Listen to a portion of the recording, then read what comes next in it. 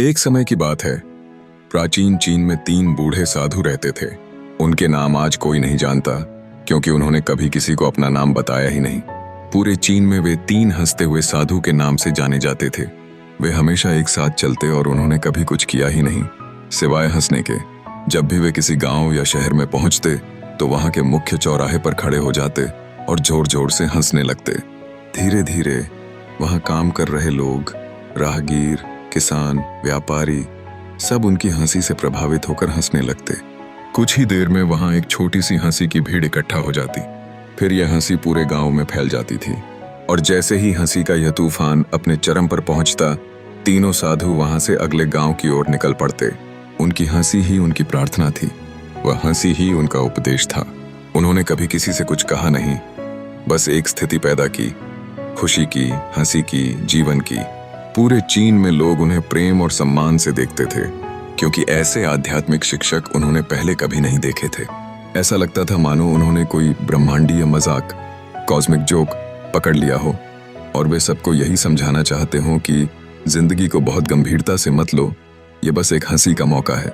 वर्षों तक उन्होंने यही किया। गांव दर गांव, शहर दर शहर, जहां जाते वहां खुशी, उल्लास और जीवन की रोशनी फैला देते।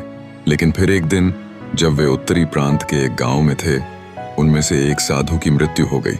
गांव में खलबली मच गई। लोग खेत खलिहान छोड़कर भागते हुए आए। वो देखना चाहते थे कि अब 2 बचे हुए साधु कैसे प्रतिक्रिया देंगे। लोगों को लगा अब तो ये रोएंगे, शोक मनाएंगे, शायद बोल भी पड़े। लेकिन आश्चर्य की बात यह थी कि दोनों साधु पहले से भी ज्यादा जोर से हंस रहे थे। हंसते ही जा रहे थे, जैसे कि कुछ बहुत ही मजेदार हो गया हो। लोगों को समझ नहीं आया। कुछ नजदीक आए और पूछा, तुम्हारा साथी चला गया और तुम लोग शोक की जगह हंस क्यों रहे हो? और तब पहली बार उन दोनों ने जवाब दिया, कल जब हम तुम्हारे गांव की ओर आ रहे थे, उन्होंने कहा, तो इसने शर्त लगाई थी कि हम तीनों में सबसे पहले कौन जाएगा। और अब देखो, ये जीत गया, वो भी बिना किसी बीमारी या तकलीफ के।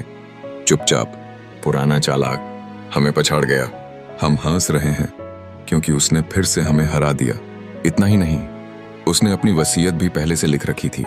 परंपरा के अनुसार मृत शरीर को नहलाया जाता है, नए कपड़े पहनाए जाते हैं, फिर चिता पर रखा जाता है। लेकिन उस बूढ़े साधु ने लिखा था, मुझे वैसे ही चिता पर रख देना जैसे मैं हूं। मैं कभी गंदा नहीं हुआ। मैंने दुनिया की गंदगी को कभी अपने पास नहीं आने दिया, क्योंकि मेरी हंसी ही मेरा स्नान थी। तो उसके शरीर को उन्हीं पुराने वस्त्रों में चिता पर रखा गया जिनमें वह आया था। जैसे ही आग चिता को लगी, लोग हैरान रह गए। उसके कपड़ों में से अचानक रंग बिरंगे पटाखे, फुलझड़ियां, आतिशबाजियां निकलने लगीं। हर दिशा में, ऊपर नीचे, जैसे आकाश ने भी हंसना शुरू कर दिया हो। तब लोग समझ गए, ये केवल मृत्यु नहीं थी, ये तो एक जश्न था। और अंततः वहां मौजूद हर व्यक्ति हंसी में शामिल हो गया, हंसी की एक अंतहीन धारा में। तो देखिए, हो सकता है हम सब इस धरती पर सिर्फ एक ही मकसद से आए हैं, हंसने के लिए, खुशी में जीने के लिए। अगली बार जब कोई मुश्किल आए, this too shall pass. Until then, I'll laugh it off. कोई चिंता, कोई दुख तो आईने में देखना और खुद पर हंस देना, क्योंकि your joy is your power, your smile is your strength, and your laughter is your true prayer. आपकी मुस्कान ही आपकी असली ताकत है, आपकी हंसी ही आपका जीवन है। और हो सकता है जिंदगी का सबसे गहरा सत्य भी बस एक प्यारा मजाक हो। हंसी गूंजती है, कैमरा ऊपर उठता है और सूर्य की रोशनी में 3 परछाइयां दिखाई देती हैं, जो अब भी हंस रही हैं।